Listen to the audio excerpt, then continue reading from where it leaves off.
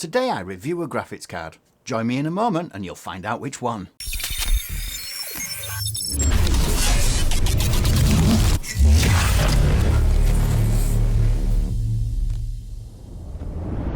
Hello and welcome back to Nelly's Nerd Cave, and today I'm going to be looking at a graphics card, and people are generally loving the AMD's 9070 graphics card, but at almost £700 and rising on average, it's such an expensive card. So today I take a look at the 9060 XT, where they have both an 8 and a 16GB variant. Today, here I have the 16GB variant to see if this budget-friendly graphics card is a good buy or not in 2026. So for this particular RTX 9060, they've suggested that we have an MSRP of between 320 and 390. This is the one from Sapphire. It's a really nice card. So what I did is I purchased this one and it cost me £359. Now, when I've looked at this, some of the marketing around this card does say that it will be better than a 5060 Ti 8GB. And there's been a lot of problems with the 5060 Ti card because it only has 8GB of VRAM. So with that, that's why I went with this 16GB version. This is probably the best value option, coming in at £359. But in today's video, I'm going to focus just on this card. I'm going to play some games, and I'm going to play the ones that I particularly like to play, which might not be ones that you like. It's going to be very casual, so I'm just kind of going to show you what the 9060 XT can do with 16GB of VRAM on some of the latest titles. So before we do any benchmarks, let's have a look at the key specifications for this particular card. So this particular card from Sapphire, the GPU comes with 32 compute units. It uses 3rd gen RT support and is based on the RDNA4 architecture. With 16GB of GDDR6 VRAM, we're a little bit slower than the VRAM that we are using at the moment in the 50 series GPUs from NVIDIA. But from some of the other benchmarks that I've seen, in and around this particular one, it hasn't made much of a difference. The only cool thing I saw about this graphics card is it really recommends only a minimum power supply of 450 watts, which in today's NVIDIA's 50 series, that's unheard of. So 450 watts of power, with the card power consumption itself of only 170 watts maximum, which is phenomenal for a card of this particular caliber. It's very power efficient, and that's probably one of the more aggressive power requirements that I've seen from a graphics card manufacturer. I know I said earlier that this could be a budget-friendly card. If you pick and choose your components right, then you can save some money and get this card within your budget that you are wanting. £359, not too bad for this, and yeah, it's not 100% budget, but it's nearly there.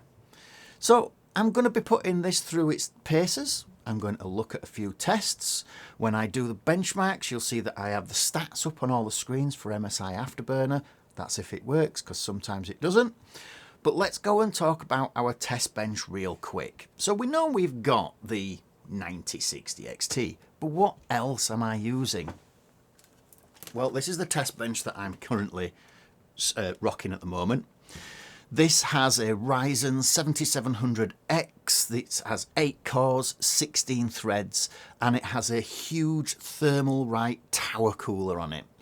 We also have 32GB of DDR5 at 6000 megatransfers in dual channel mode. Expensive memory, and we also have a crucial P310 Gen 4 NVMe SSD.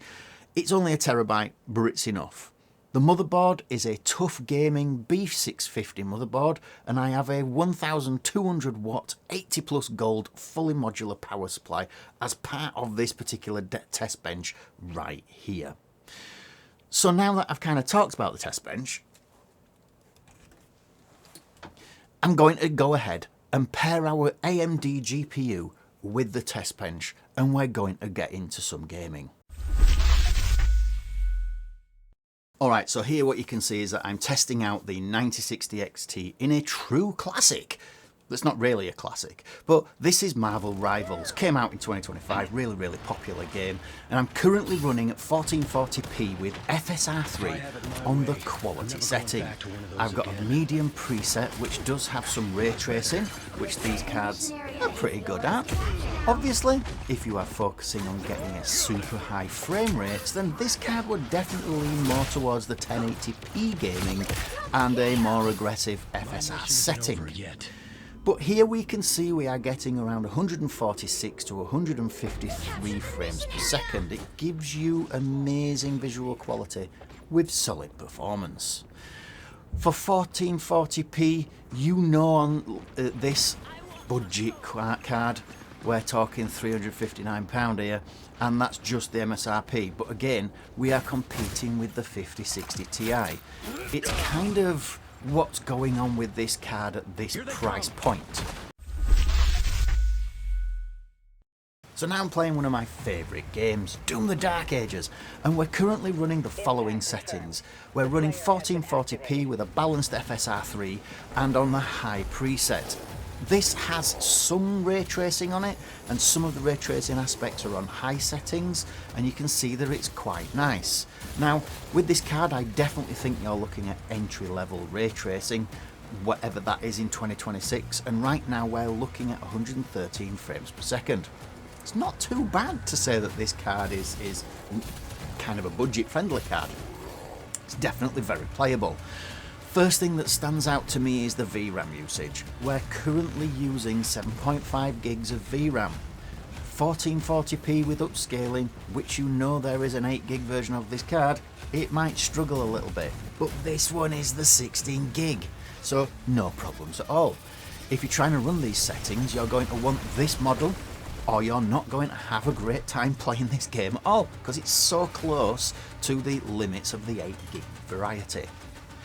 But swinging around again, like I say, we're getting 113 frames per second for the most part, maybe a few dips here and there, looking like the FPS was maintaining over 100 overall.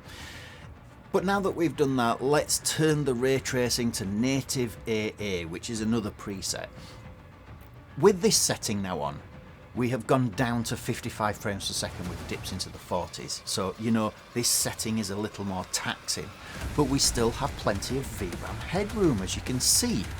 It's really good to see that there's plenty of headroom, but I think the previous settings were much better, the frame rates were much higher, so I'll stick to that one in future with this particular card. So let's go ahead and test a few more games, shall we? The games I decided to test are as follows: Stalker 2, Heart of Chernobyl, Half-Life 2, the RTX demo, along with my 3D Mark Studio score. Firstly, I launched Stalker 2.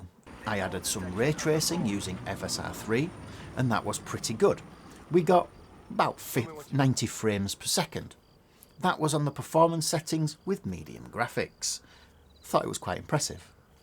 Then I launched Half-Life 2 RTX demo, and this is where things started to go a little bit awry.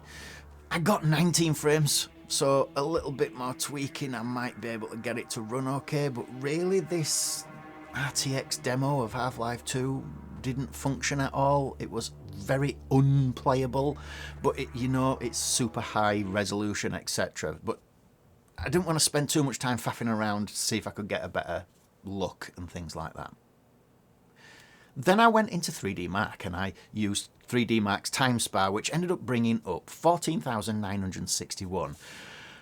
I then ran it again without the screen recorder, and because there was no screen recording going on, I got a different score of 15,696, which is quite impressive, and it's a pretty solid score on the 3D Mark for this particular graphics card at this price point. But that pretty much wraps up the benchmarks of today's video. So after benchmarking these games, I can definitely say that this card from the Sapphire, the AMD 9060 XT, is really good. Now it is going to depend on pricing at the moment. as we know, prices can be quite high, but I think that any card can be decent if it's at the right price point. And I bought this at $359, which is a really good value. And I do think that it's probably worth going for the 16GB variant like I have here for the extra £30 to £40 more that you will spend on top of what it would cost you for an 8GB variant. Now, I think the kind of moral of this story is that until prices start coming down significantly, realistically, when I'm talking about budget GPUs, I think the budget market is just the used market at this point. Anything new, you're going to be looking at around 300 to 400 around now, maybe higher depending when it was. Maybe there'll be some stuff below this, but I'll be honest with you, if you're going to want to go ultra budget nowadays, you're probably going to want to be a used card and be on the used market. But they can be quite pricey as well. But this graphics card is still pretty solid for the price, and hopefully availability is good and pricing will also be pretty good.